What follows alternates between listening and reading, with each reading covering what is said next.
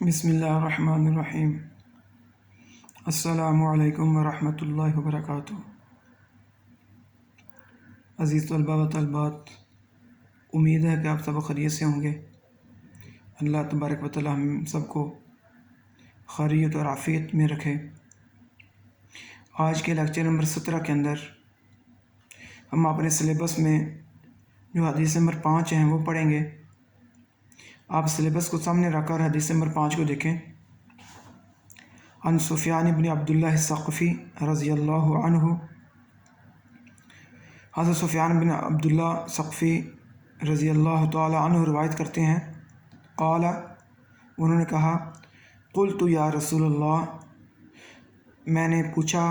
میں نے کہا، اے اللہ کے رسول، قل لی فی الاسلام قولا، مجھے اسلام کے بارے میں کوئی بات بتائیں، قولا کوئی بات، کوئی ایسی بات، لا اسأل عنہ احدا بعدک، کہ اس کے بعد، آپ کے بعد میں کسی کے سے کوئی سوال نہ کر سکوں، مجھے آپ کے بعد کسی سے پوچھنے کی ضرورت نہ پڑے۔ قال، اللہ کے نبی صلی اللہ علیہ وسلم نے ارشاد فرمایا، قل، آپ کہو، آمنت باللہ،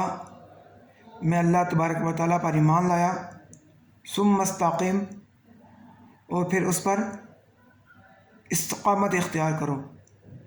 پھر اس پر ڈٹ جاؤ۔ یہ بھی مسلم شریف کی روایت ہے۔ اللہ کے نبی صلی اللہ علیہ وسلم نے کتنا ہی مختصر سا جواب دیا کہ حضرت سفیان بن عبداللہ اللہ کے نبی صلی اللہ علیہ وسلم سے پوچھ رہے ہیں کہ مجھے اسلام کے بارے میں صرف ایک بات بتا دیں، کوئی ایسی بات کہ آپ کے بعد میں کسی سے مجھے کوئی پوچھنے کی ضرورت نہ پڑے کہ اسلام کیا ہے۔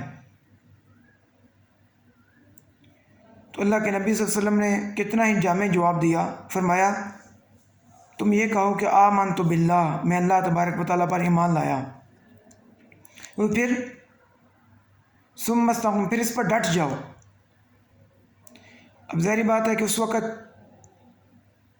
جب اسلام کا آغاز تھا تو کتنی مشکلات تھی مسلمانوں کے لیے۔ جو اسلام قبول کرتا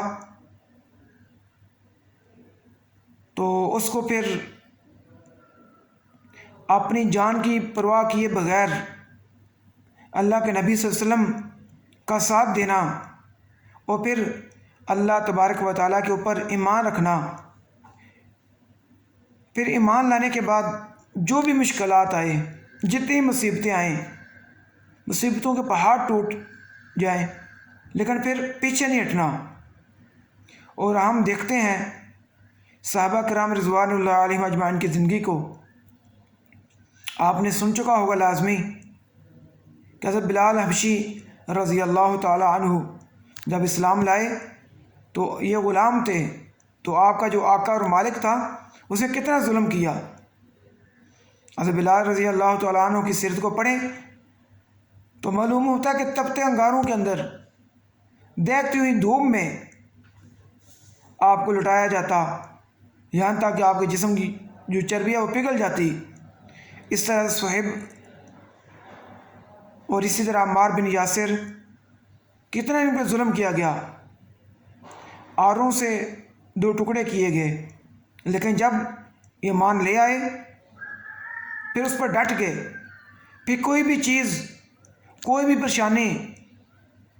بڑی سے بڑی مصیبت صحابہ کرام رضوان اللہ علیہم اجمعین کے قدموں کو ڈگمگا نہیں سکی۔ اور یہی بات اللہ کے نبی صلی اللہ علیہ وسلم نے فرمایا کہ تم کہو میں اللہ پر ایمان لایا، پھر اس کے اوپر ڈٹ جاؤ۔ جتنی بھی مشکلات آتی ہیں، مصیبتیں آتی ہیں، لیکن جب ایمان لے آئے، زیادہ سے زیادہ کیا ہوتا ہے، جان ہی چلی جاتی ہے۔ تو اگر اللہ کے راستے میں جان چلی جائے تو جان اسی نے دی تھی، زندہ اسی نے کیا تھا، پیدا اسی نے کیا تھا۔ اگر اس کے راستے میں زندگی گزار دی، جان چلی گئی، قربان کر دی جان، تو پھر آخرت بھی تو اسی کی ہے۔ وہ جانتا ہے کہ کس بندے نے میری رضا کے مطابق زندگی گزاری، وہ میری رضا کے لیے جان قربان کر دی، میرے اوپر ایمان لے آیا، اور پھر کسی پریشانی کو، کسی مصیبت کو، کسی دکھ کو کسی خاطر میں نہیں لایا۔ تو اس حدیث کا یہی مفہوم ہے کہ جب ہم زبان سے کلمہ طیبہ پڑھ لیتے ہیں، اللہ کا شکر کہ ہم سارے مسلمان ہیں، پھر ضرورت اس بات کی ہے کہ ہم اللہ کے بتائے ہوئے دین کے مطابق زندگی گزاریں۔ مشکلات آتی ہیں، اگر ہمیں وقت کی قربانی دینی پڑے وقت کی قربانی دیں، نیند کی قربانی دینی پڑے نیند کی قربانی دیں، جان کی قربانی دینی پڑتی ہے جان کی قربانی دیں، مال کی قربانی دینی پڑتی ہے مال کی قربانی دیں، صرف اور صرف اللہ کے دین کی خاطر، اس پر عمل کرتے ہوئے۔ لیکن افسوس سے کہنا پڑتا ہے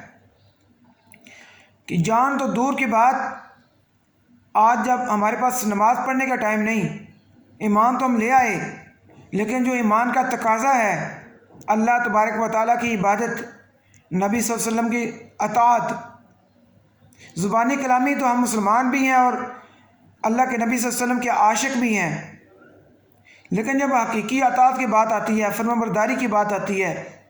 اس وقت ہم نعوذ باللہ نماز بھی نہیں پڑھتے۔ ہم کہتے ہیں نہیں جی ہمارے پاس ٹائم نہیں، ہمیں نیند آئی ہوئی ہے، اور کچھ بدبخت روزے بھی نہیں رکھتے، زکوٰۃ بھی نہیں دیتے، جو چیزیں فرض ہیں، اور آپ ارکان اسلام کے بارے میں پیچھے پڑھ چکے ہیں، یہ فرض چیزیں ہیں۔ تو جان تو دور کی بات، ہم تو کوشش نہیں کرتے کہ اپنی جو زندگی ہے وہ اللہ کے بتائے ہوئے راستے کے مطابق زندگی گزاریں۔ ہم تو ہماری خواہشات، شیطان کی پیروی میں ہم ٹیچر کو دھوکہ دے رہے ہوتے ہیں، گھر والوں کو دھوکہ دے رہے ہوتے ہیں، لیکن جھوٹ بول رہے ہوتے ہیں، لیکن ہیں ہم امتی، ہیں ہم سچے عاشق رسول۔ نہیں بیٹا، یہ سچا عاشق نہیں ہے، یہ سچا امتی نہیں ہے۔ اللہ کے نبی صلی اللہ علیہ وسلم کہ جو امتی جنہوں نے کلمہ پڑھ لیا، تو آپ نے دیکھ لیا کہ پھر جتنی سے جتنی بڑی مشکل آئی ڈٹ گئے، اور آج اللہ کا شکر ہے کہ ہم اللہ کی ساری نعمتیں کھا رہے ہیں، لیکن جب عبادت کی باری آتی ہے، سچ بولنے کی باری آتی ہے، گناہوں سے بچنے کی باری آتی ہے، تو ہم سو جاتے ہیں، ہم اپنے دل کی آنکھیں بند کر دیتے ہیں۔ اللہ تبارک و تعالیٰ سے دعا ہے کہ اللہ تبارک و تعالیٰ ہمیں حقیقی مسلمان بننے کی توفیق عطا فرمائے۔ وَأَقُولُ قَوْلِي هَٰذَا أَسْتَغْفِرُ اللَّهَ لِي وَلَكُمْ وَلِسَائِرِ الْمُسْلِمِينَ۔